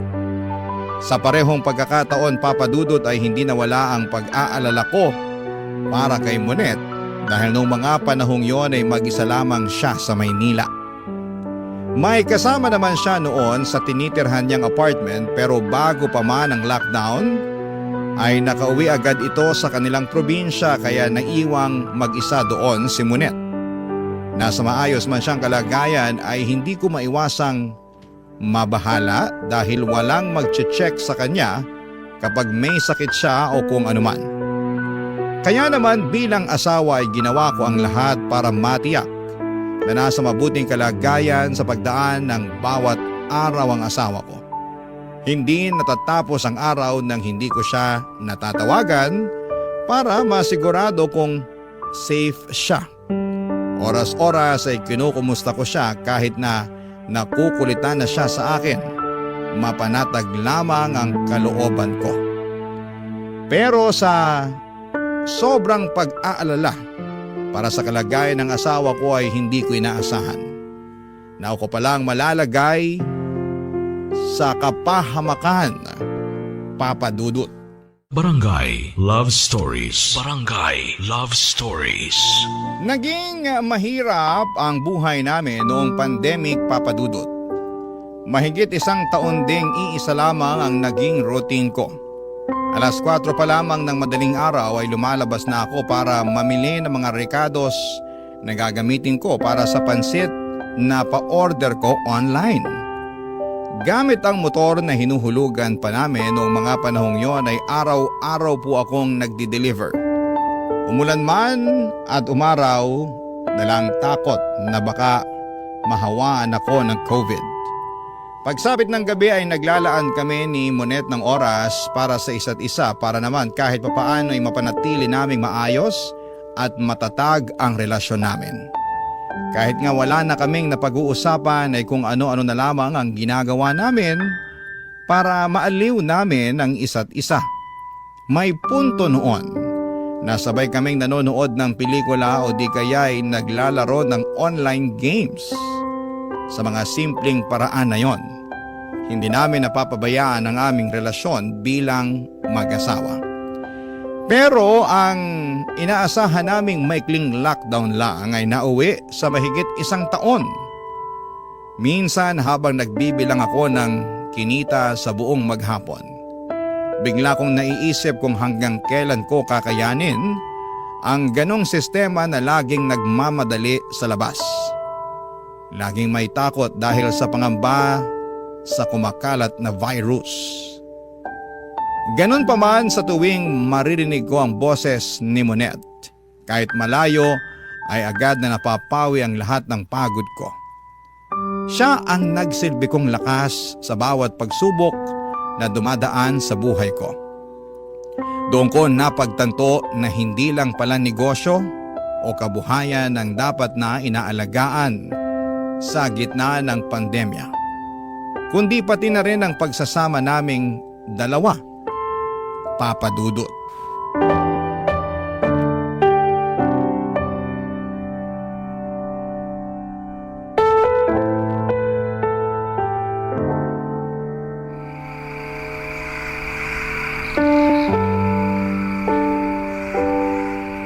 Mabuti na lang pinayagan kayong mag-work from home no? Oo nga eh. Walang choice yung company namin kasi bawal lumabas. Kaysa tumigil sa operation, dinala na lang nila yung trabaho sa bahay. Pero at least, kumikita pa rin. Ako, yung pansiteria ko, inaagyaw na dun. Pero sabi mo, kumukuha ka ng orders online, di ba? Oo, may mga mangilan-ngilan namang umu-order sa akin. Pero syempre, hindi na katulad ng dati yung kinikita ko kasi kailangan ko pang mag-deliver. Ang mahal ng gas. Bakit kasi hindi ka maningil ng delivery fee? Yung free delivery na nga lang yung dahilan kung bakit may mga customer pa ako Maniningil pa.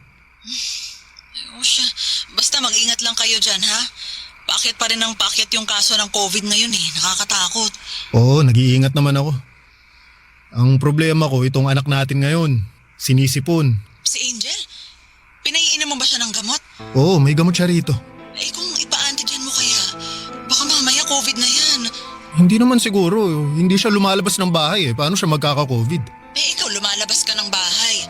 Hindi mo lang alam, baka carrier ka na pala ng virus tapos nakuha ng anak mo. Wala naman akong sipon. Kahit na. May tinatawag tayong asymptomatic. Yung may virus pero walang sintomas. Sige. Sige, ipapa-antigen test ko siya bukas para masigurado. Sige. Pati ikaw na rin ha?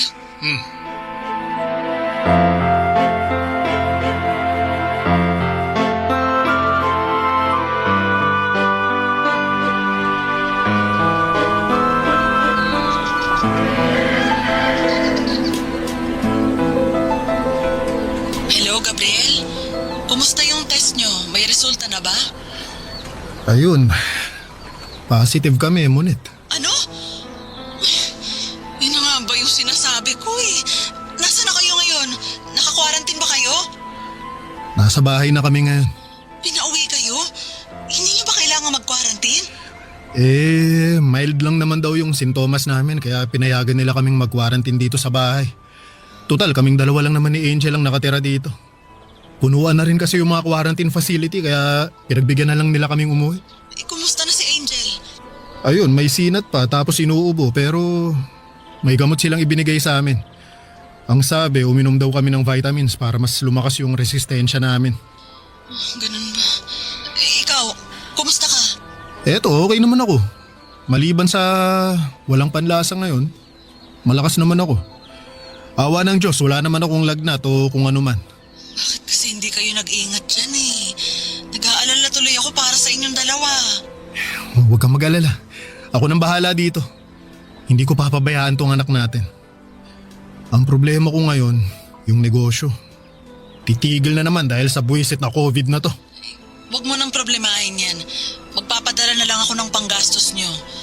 Ang isipin mo na lang muna yung kalusugan nyo. Kung magpapadala ka, isend mo na lang sa kapatid ko. Siya yung nag-grocery para sa amin Siya ngayon yung nagdadala ng pagkain. Hindi ako makapagluto, wala akong panlasa Sige. Kakausapin ko siya mamaya. Wala na ba kayong ibang kailangan? Vitamins, pagkain? Wala na, kumpleto pa naman kami dito. Sige, balitaan mo ako dyan ha. Patapos na yung break ko, babalik na ako sa trabaho. Sige, Monet. Ikaw, mag-iingat ka rin dyan, ha? Oo, kayo rin. Sa awa ng Diyos ay mabilis din naman kaming gumaling ng anak ko matapos kaming tamaan ng COVID. Pero kahit gumaling na ako ay hindi naging madali ang mga sumunod na araw. Nakaranas kasi kami ng diskriminasyon mula sa mga tao sa paligid namin. Iniwasan nila kami dahil sa takot na baka makahawa pa kami kahit na noong mga panahong yon ay magaling na kami. Kahit mga dating kapitbahay at kakilala ay bigla na lamang nila kaming iniwasan. At ang malala pa ay nadamay din ang negosyo ko. Papadudod simula nang kumalat ang balitang nagka-COVID ako ay nawala na ako ng customer na gustong mag-order sa akin ng pansit. Wala kaming magawa noon kundi ang magkulong na lamang sa bahay at umasa na lamang muli sa mga padala ni Monet. Hindi rin naman po nagtagal ang pagtitiis namin dahil makalipas ang ilang pang buwan ay tuluyan ng na-lift ang lockdown sa lugar namin. Unti-unti ay sinubukan naming bumangon. Noong lumuwag ang restrictions noong 2022, ay lagi kong hinihikayat si Monet na umuwi na muna sa Tuguegarao para naman mabisita niya ang anak niya. Pero hindi niya ito magawa-gawa dahil sa trabaho nito. Kaya naman naisipan ko na kaming dalawa na lamang ng anak ko ang pumunta sa kanya. Naisipan kong isorpresa ang asawa ko. Kaya hindi namin siya sinabihan na luluwas kami. Pero papadudod sa halip na si Monet ang masurpresa sa biglaang pagbisita namin sa kanya ay ako pa ang sobrang nagulat.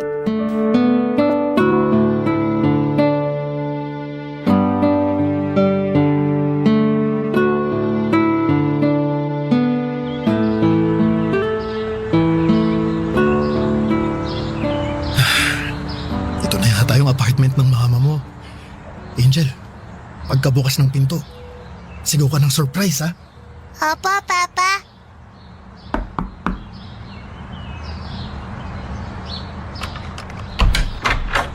Surprise! Oh? Hindi naman po yan si Mama eh. Anong kailangan nila? Nako. Sorry, namali lang yata ako ng kinatok. Pasensya na, akala ko ito yung apartment ni Monet eh. Ito nga yung apartment ni Monet. Bakit? May kailangan ka ba sa kanya? Sandali. Dito nakatira si Monet? Oh. Monet! May naghahanap sa'yo! Sa akin? Sandali, nandyan na. Sino raw? Gabriel? Surprise! Mama, na-surprise ka ba? Anak, Gabriel, anong ginagawa niyo rito? Bakit hindi kayo nagsabi sa akin na luluwas kayo? Hindi ka makauwi ng Tuguegarao kaya kami na mismo yung bumiyahe para sa'yo. Gusto ka sana naming isurprise ng anak mo. Mama, na-surprise ka ba? Oo, anak. Sandali lang ha. Leandro, doon ka muna sa loob, please. Sige, maiwan ko muna kayo. Gabriel, sana nagsabi kayo na luluwas pala kayo para nakapaghanda ako. Sino yung lalaking yun? Akala ko ba mag-isa ka lang dito sa apartment mo? Si ano yun? Si Leandro, katrabaho ko. Binisita lang niya ako kasi may nagpapatulong ako dun sa laptop ko. Nagka-problema kasi. Inaayos lang niya. Inaayos niya yung laptop mo na ang suot lang, naka-boxers. Halos wala nang saplot yung kasama mo sa apartment. Sasabihin mo sa akin inaayos niya lang yung laptop mo? Pinaglululoko mo ba ako, Monet? Gabriel, magpapaliwanag ako. Lalaki mo ba yun, ha? Huwag naman dito sa harap ni Angel. Mag-usap tayo ng pribado. Sagutin mo ako. Lalaki mo ba yun? Gabriel! Ayaw mo sumagot? Pwes ako magtatanong sa kanya. Gabriel, sandali lang. Nasaan siya, ha? Monet, may problema ba? Ikaw? Sino ka, ha? Anong ginagawa mo dito sa apartment ng asawa ko? Pare, relax ka lang. Anong relax? Nakatayo ka rito sa harap ko na halos wala ka ng suot? Sasabihin mo mag-relax ako? Sagutin mo yung tanong ko. Sino ka? Gabriel naman, Huminahon ka, naririnig ka ng anak mo. May relasyon ba kayo? Ano? Gabriel, kung ano man yung iniisip mo, nagkakamali ka. Pwes ano? Mas mabuting sabihin mo na sa kanyang totoo, Monet. Wala na tayong takas eh. Bistado na tayo. Leandro, tumigil ka nga dyan. Huwag ka na nga makialam dito. Nagsasama na kami ni Monet. Yun ang totoo. Leandro! Walang hiya ka. Kaya pala ayaw mong umuwi sa Tugigaraw, may iba ka na palang kinakasama dito? Kailan pa? Ha? Kailan mo pa ako niloloko? Simula nung nagkaanak kami. Leandro, tama na please. May anak kayo? Gabriel, I'm sorry. Angel, halika na. Umuwi na tayo, Angel. Halika na. Papadudot ng araw ding yon ay bumalik agad ako sa Tugigaraw kasama ang anak namin. Buong biyahe ay pinipigilan kong umiyak. Gusto kong maging matatag para kay Angel pero sa bawat tahimik na sandali ng biyahe, naririnig ko ang tibok ng puso kong durog na durog. Pagdating sa probinsya ay paulit-ulit akong tinatawagan ni Monet. Nang mga panahong yon dahil sa galit ay hindi ko pa magawang sagutin ang tawag nito. Wala pa akong lakas ng loob na marinig muli ang boses niya. Kahit wasak na ang loob ko ay itinago ko sa mga kaibigan at kamag-anak namin ang totoong mga nangyari. Ayaw kong kaawaan ako ng mga tao. Ayaw ko ring husgahan si Monet ng iba at higit sa lahat ay ayaw kong pagpiestahan ng mga tao ang buhay namin. Sa halip ay tinuong ko na lamang ang sarili ko sa muling pagpapatakbo ng aking pansiteria.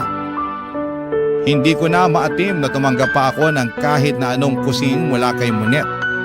Kaya napilitan po akong umutang para lamang makapagsimulang muli. Sa awa naman ng Diyos ay unti-unti ring bumalik ang mga suki ko.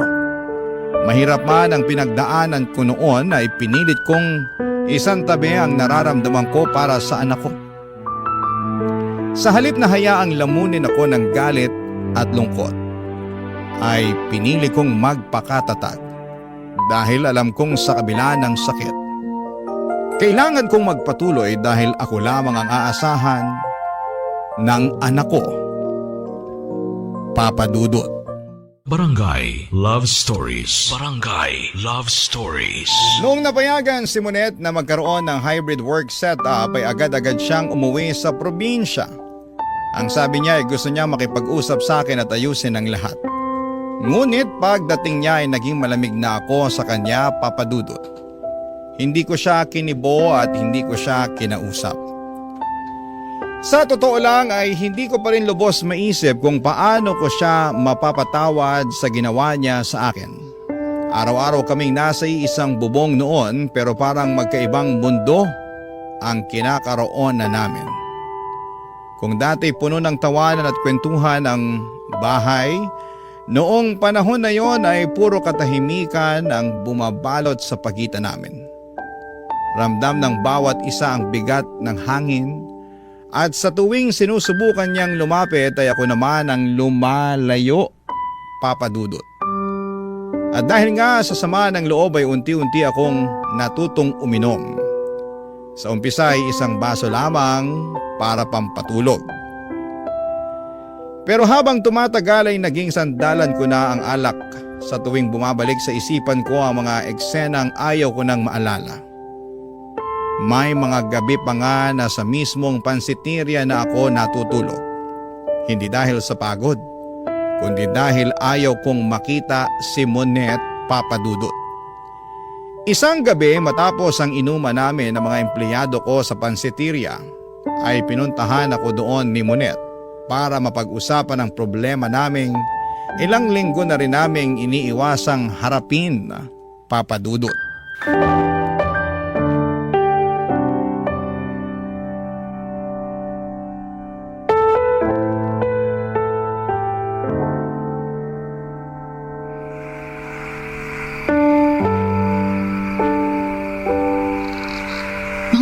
tayo magiging ganito? Ano, habang buhay mo na lang akong hindi papansinin? Anong gusto mong gawin ko? Magkunwari na walang nangyari? Gusto mo tanggapin kita ulit sa buhay ko na parang wala kang ginawang kasalanan? Bigyan mo naman ako ng pangalawang pagkakataon. Pagkakataon? Sige, bibigyan kita ng pagkakataon para magpaliwanag. Ikwento mo sa akin lahat, baka sakaling masagot mo yung bumabagabag sa isip ko kung bakit, Monet. Bakit mo nagawa sa akin yun? Please, kalimutan na natin yung nangyari. Magsimula na lang ulit tayo. Nandito na ako. Magsimula na lang ulit tayo, please. Anong kalimutan? Sa tingin mo ganun lang kadali yun? Gusto mo ako makausap? Sige, mag-uusap tayo. Paano kayo nagkakilala nung lalaking yun? Gabriel naman. Gusto mo makipag-usap, di ba? Simulan natin sa simula. Paano kayo nagkakilala? Tenant din siya sa apartment building na inuupahan ko. Nagkaroon kami ng ugnayan nung pandemic. Tapos ano? Nadisgrasya ka niya? gusto ko namang ipaalam sa'yo yung nangyari. Maniwala ka. Pero hindi ko alam kung paano ko sasabihin sa'yo yung totoo. Natakot ako. Alam mo, sa lahat ng tao, hindi ko inaasahan to mula sa'yo, Monet. Mag-isa lang ako noon. Wala akong kasama. Wala akong makausap. Si Leandro lang yung tanging katuwang ko noong mga panahong yon. Kaya ka nagpabuntis. Hindi ko ginusto yung nangyari. Hindi ginusto? Magkasama kayo sa iisang apartment. Sabay kayong nagpapalaki ng batang binuon yung dalawa. Tapos hindi mo yun ginusto? Naipit lang ako sa sitwasyon. Talaga lang ha? Alam mo, ito yung hindi ko maintindihan eh. Paano mo nasisikmurang makipag-video call sa akin gabi-gabi habang may kasama kang ibang lalaki?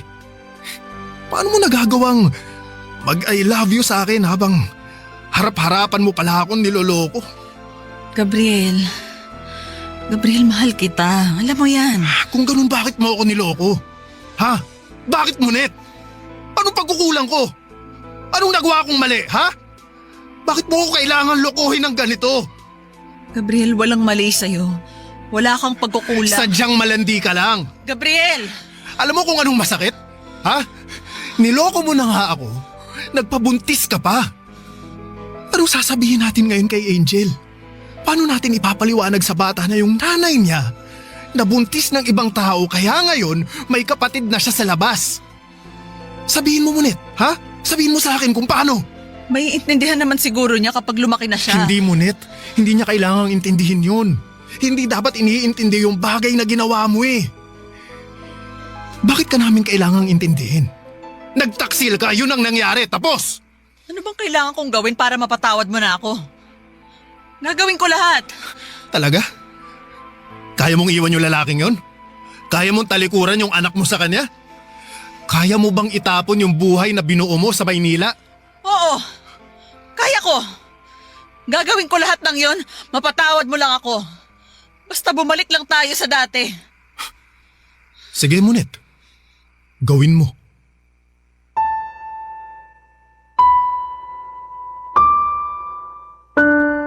Matapos ng gabing yon sa pansiteria ay nagsimulang ipakita ni Monet ang pagsisisi mula sa kasalanang ginawa niya. Bumawi siya sa amin at pinatunayan niya na sincero siya sa paghingi ng tawad. Nag-resign na siya sa trabaho at tinalikuran niya ang mga kaibigan at bagong pamilya na binuo niya. Para lamang patunayang nagsisisi na siya sa mga nagawa niyang kasalanan noon.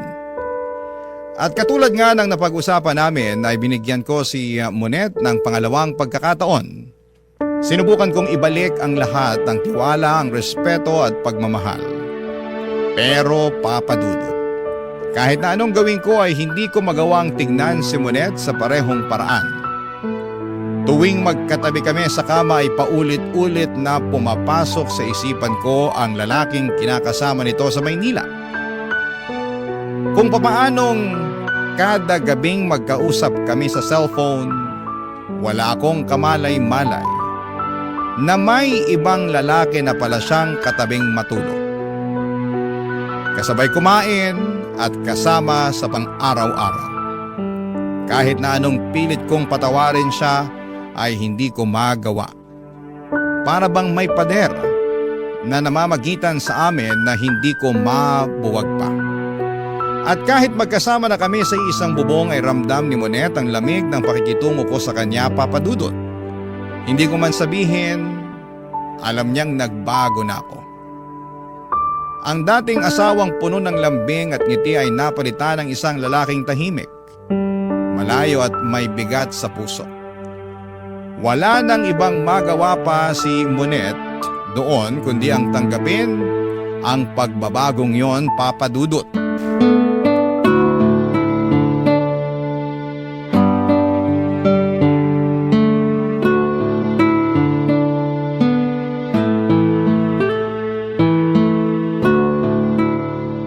Sandali, mag-usap nga tayo.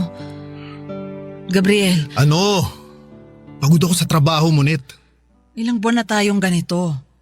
Hanggang kailan mo ba itatanim dyan sa puso mo yung galit na nararamdaman mo?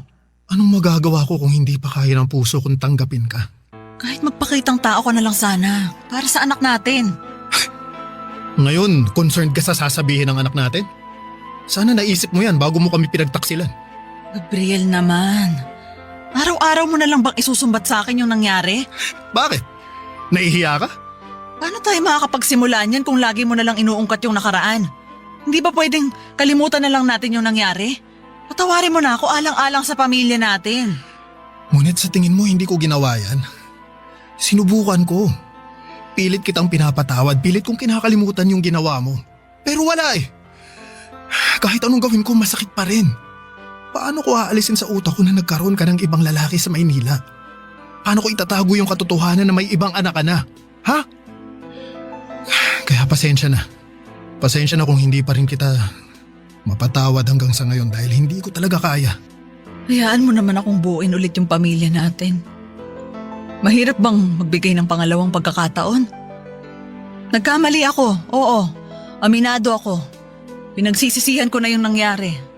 Pero Gabriel naman, subukan ulit natin. Sirang-sira na ang tiwala ko sa'yo, Monet. Hindi ko alam kung kakayanin ko pang ibalik yung tiwala ko sa'yo. Pero kakayanin mo kung gugustuhin mo. Gustuhin ko man, hindi na pwede. Basag na yung tiwala ko eh. Parang salamin lang yan na kahit pagdikit-dikitin mo pa, hindi mo na yun maibabalik sa dati niyang anyo. Kahit hindi bumalik sa dati, basta mabuo, tatanggapin ko yon. Kapag ang salamin nabasag, gagamitin mo pa rin ba yun ulit? Hindi na, di ba? Ano ba dapat ginagawa sa basag na salamin? Itinatapon na yun. Anong gusto mong palabasin? Sinasabi mo ba na hindi na talaga natin maaayos to? Monet, mas magiging masaya ako kapag iniwan mo na kami ng anak mo.